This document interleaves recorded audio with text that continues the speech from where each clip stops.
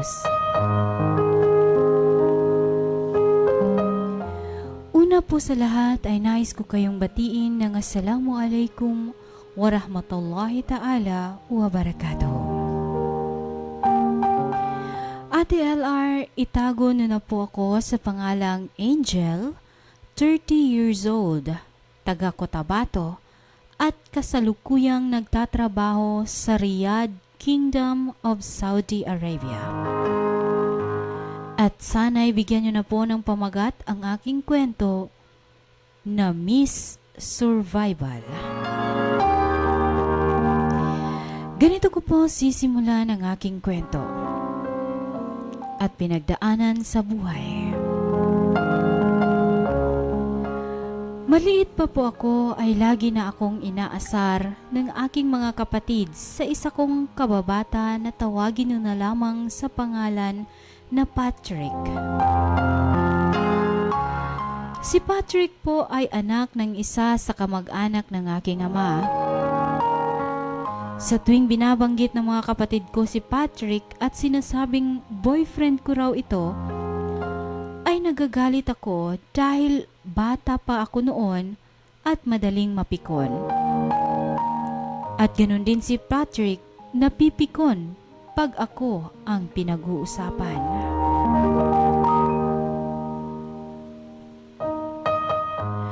Paglipas ng mga taon, ako po ay nagdadalaga na at si Patrick naman ay binata na rin.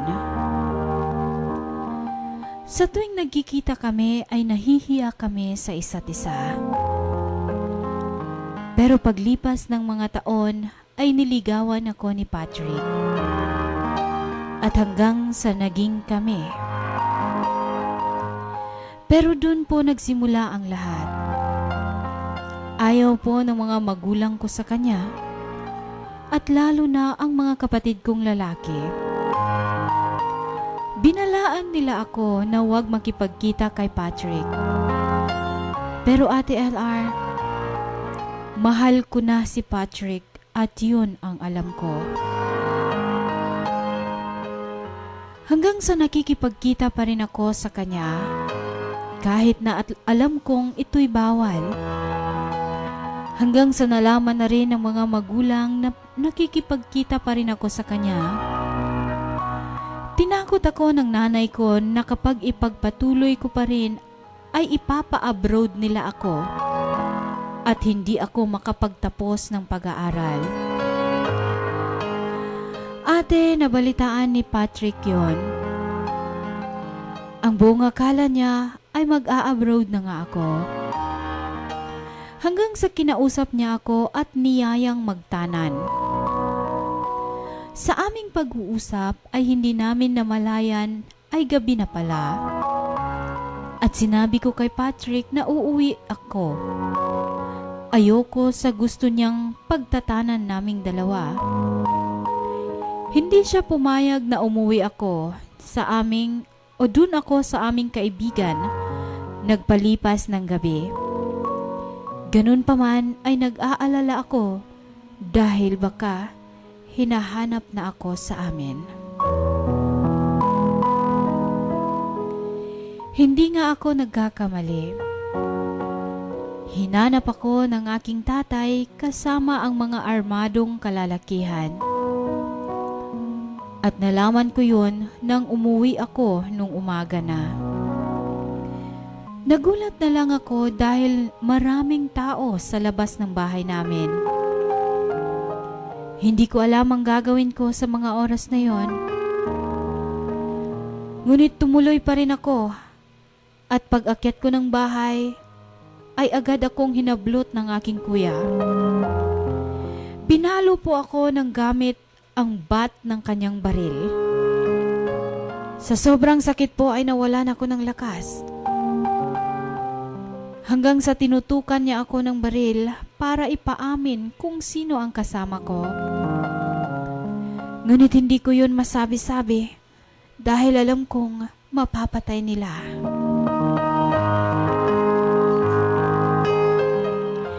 Pero dahil sa sobrang pananakit ay nagawa kong ibulong sa kapatid kong babae na si Patrick ang kasama ko at sinabi kong puntahan niya para tumakas. Agad tumakbo ang ate ko papunta sa bahay nila Patrick. Pero dahil sa hinala na rin sila na siya nga ang kasama ko, sinundan nila ang ate ko at pinagbabaril nila ang bahay ni Patrick. Ate LR, kuya ni Patrick ang asawa ni ate. At bagong panganak pa ang ate ko sa mga sandaling yun. Pero sa awa ni Allah ay nakatakas din si Patrick. Sa mga oras na yon, hindi ko inisip na mabuhay pa siya. At wala din sa isip kong buhay pa si Patrick.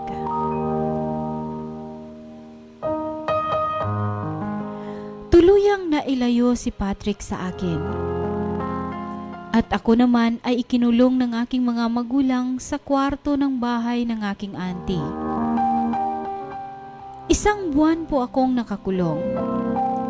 Halos mabaliw ako dahil nakikita ko ang mukha ni Patrick sa tuwing natutulog ako. At naririnig ko rin ang boses niya. Sobrang kalungkutan ang dinaranas ko. Hindi ako makakain. Gusto ko nang mamatay. Ayoko nang gumising dahil walang dahilan upang ako'y gigising pa. Ate, hindi ko rin alam kung ano ang nangyari kay Patrick. Ayaw naman ng mga parents ko na ipakasal ako kay Patrick dahil noon pa man ay may alitan na ang pamilya namin.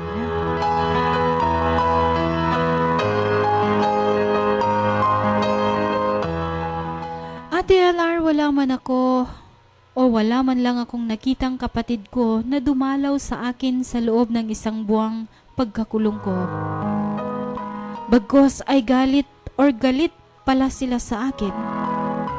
Lalong-lalo na ang panganay naming kapatid. Noong March 2000 ay kinuha na ako ng aking mahal na ina at pinapangako na mag-aaral akong mabuti para makabawi sa lahat ng mga paratang at kahihiyan. Pero mula sa panganay naming kapatid, mas mamarapatin pa raw niyang ilubog ako sa dagat kaysa makapag-aral.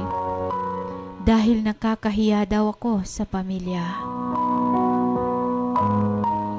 Ate, iyak na lang ang kaya kong gawin. Sobrang nasasaktan ako sa mga pangyayari. Hanggang sa nagkita kami ng ate ni Patrick. At sabi niya, sinusundo kita, Angel. Dahil mula nang lumayo ang kapatid ko ay nagkakasakit na siya. Umiiyak sa gabi at laging pangalan mo ang binabanggit niya. Ate, napatulo ang luha ko. Hindi ko alam ang gagawin ko. Dahil nangako ako sa nanay ko na mag-aaral ako. Mahal ko siya pero may pangarap ako. Gusto kong makapagtapos. Kaya sinabi ko na lang sa atin ni Patrick na mag-aaral muna ako. Dahil pwede naman kami magkita kung sakali. Ate LR, nag-aral ako sa kursong nurse. At umaasang pagkatapos kung mag-aral ay pwede ko nang ipaglaban si Patrick. At magkikita pa kami. Wala sa araw na hindi ko siya hinihintay. Gusto kong magkwento sa kanya sa kung anong nangyayari sa akin habang wala siya. Pero wala. Ni hindi ko alam kung kami pa ba. Pero sa puso ko siya pa rin ang hinahanap ko.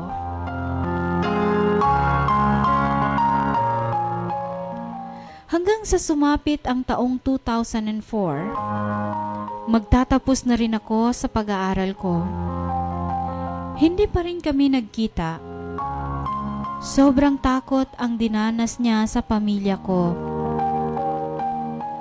Noong February 28, 2004, umuwi ako sa probinsya namin kung saan nandun din ang mga magulang ko at kuya ko. Sa bahay nila Patrick na nadadaanan bago kami makarating sa bahay namin, may nakita akong lalaking naliligo sa balon at nagulat ako. Si Patrick pala yun. Umuwi rin pala siya ng probinsya. Hanggang dun lang natanaw ko lang siya at patuloy na akong naglakad at umuwi sa bahay. Ate LR, ng gabing yun ay may narinig or may nangyaring hindi kanais-nais. Bandang 8:00 ng gabi nang may marinig kaming putok ng baril. At siya namang ikinagulat ng tatay ko. Agad nilang pinuntahan ang pinagmulan ng putok. At nalaman nila na binaril ng kuya ko si Patrick. Oo, Ate LR. Tuluyan nang nawala si Patrick. Patay na siya. Nagkagulo ng gabing yun. Umalis kaming mga babae sa bahay dahil handa nang magbarilan ang dalawang grupo. Hindi ko alam anong gagawin ko. Umiyak ako ng malakas. At hiniling ko na pati na rin ako ay patayin na. Pero hinila pa rin ako papalayo ng mga kapatid ko. At pinayuhan na graduation ko na muna ang aasikasuhin ko. Ate LR, kung kailan magtatapos na ako ay saka siya tuluyang nawala. Sobrang kalungkutan ang nararamdaman ko. At takot na baka hindi lang siya ang mawala. Baka isa rin sa mga pamilya ko. Pero dahil sa magtatapos ako ay mas pinili kong maging matatag. Umuwi ako kung saan ako nag-aaral. At doon, madalas kong nakikita ang mukha ni Patrick. Hindi ako makatulog. Blanko ang utak ko. At hindi ko matanggap na patay na siya.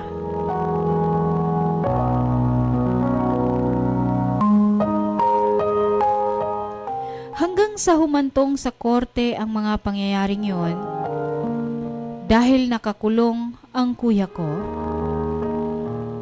Ate, mahirap para sa akin ang humarap sa korte.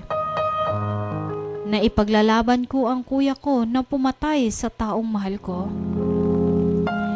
Hindi ko kayanin yon. Kaya nagpasya akong mag-abroad kahit fresh graduate pa lang ako. Sa Doha, Qatar bilang isang private nurse, doon ako nagtatrabaho. Habang dala-dala at baon ang mapait na pangyayari. At umaasa na makakaya ng pera ko na ilabas ang kuya ko sa kulungan. Pero walang nangyari. Umabot ako ng 1 taon sa Doha, Qatar. At umuwi ako ng Pilipinas dahil mahirap pa rin para sa akin ang magtrabaho. Habang may dinadalang malaking problema. Namalagi ako sa Maynila at nag-apply akong muli. Umabot ako ng 1 taon sa Maynila sa pag-a-apply. Tiniis ko ang lahat ng hirap sa pag-asang makakabawi ako sa lahat. Ang mahalin ako ulit ng mga kapatid ko at mga magulang ko upang hindi tawaging malas. Ate, aaminin ko, sinisisi ko ang sarili ko sa lahat ng mga pangyayari. Pero dapat andyan pa rin sila sa oras na mahina ako. Nawala ang lahat sa amin dahil sa mga gastusin nung nakakulong ang kuya ko. Araw-araw kong ipinagdarasal na makakalabas na siya. Dahil nahihirapan na rin ang nanay at tatay ko na tanggapin na nakakulong ang kuya ko. Sa awa ni Allah ay nakalabas din ang kuya ko. At ako naman ay matagal nang nagtatrabaho sa isang hospital dito sa Riyadh. At patuloy na umaasang mawawala din ang sugat sa aking puso. Lubos na gumagalang, Angel ng Riyadh. ALS School on Air, Alternative Learning System, paralan sa Himpapawid, dito sa DXAE-FM 99.7 MHz, Radyo Dawa ng DepEd ERMM, isang makabuluhang programang nagbibigay ng edukasyon sa pamamagitan ng radio-based instruction.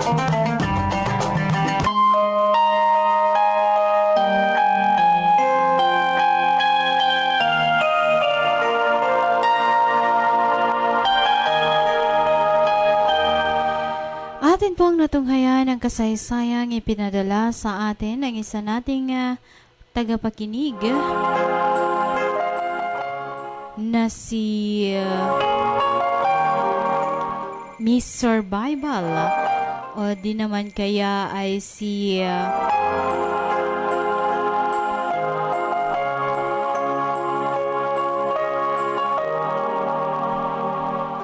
Angel ng Riyadh, Saudi Arabia. Para sa iyo, Angel, una, nagpapasalamat ako sa kasaysayang ipinadala mo. At pangalawa, ang masasabi ko lang sa iyo, life must go on. Oo nga't kasama na yun sa iyong nakaraan. Ang nakaraan ay hindi dapat kinakalimutan. Bagkus ang nakaraan ay dapat nating panghawakan dahil sa pamamagitan ng nakaraan na yun ay marami tayong natututunan sa buhay. Ika nga, experience is the best lessons that we can have. Ang experience ay pinakamagandang lecture para tayo'y matuto. Dahil kung hindi natin madaanan ng isang bagay, hindi natin malalaman kung ito ba'y makakasakit, kung ito ba'y makakapagpasaya sa atin. Sa iyong kasaysayan, Angel, nandoon ang tragedy. Nakakalungkot, nakakatakot. Ngunit, ang lahat nga ng bagay sa mundo ay may dahilan kung bakit nangyayari. Kaya siguro, Angel, sa nangyari sa buhay mo, isang napakalaking leksyon yun na dapat mong matutunan. Na hindi sa lahat ng panahon at hindi sa lahat ng pagkakataon pwede nating gawin ang ipinagbabawal sa atin. Dahil may mga bagay o may mga pagkakataong ginagawa natin ang ayaw ng ating mga magulang na hindi naman humahantong sa kasamaan. Pero kagaya sa part mo, pinilit mo ang sarili mo dahil sa pagmamahal mo kay Patrick. Pero nauwi ang lahat sa patayan. Pero ganun siguro ang itinadhana sa iyo. Kumbaga, yun ang nakalagay sa palad mo na mangyayari. Kaya sana sa susunod, or kung magmamahal kang muli, tingnan mo yung mga walang balakid sa buhay mo. Yung hindi masasagasaan ang pamilya mo, yung hindi maaapektuhan ang sarili mo, at higit sa lahat, walang mamamatay sa mga taong mamahalin mo. Maraming salamat sa iyo, Angel. Tanging hiling na lang namin para sa iyo ay makapag-move on ka at tuluyan mo ng ibaon ang nakaraan at muling buksan ang iyong puso sa tinatawag na pagmamahal.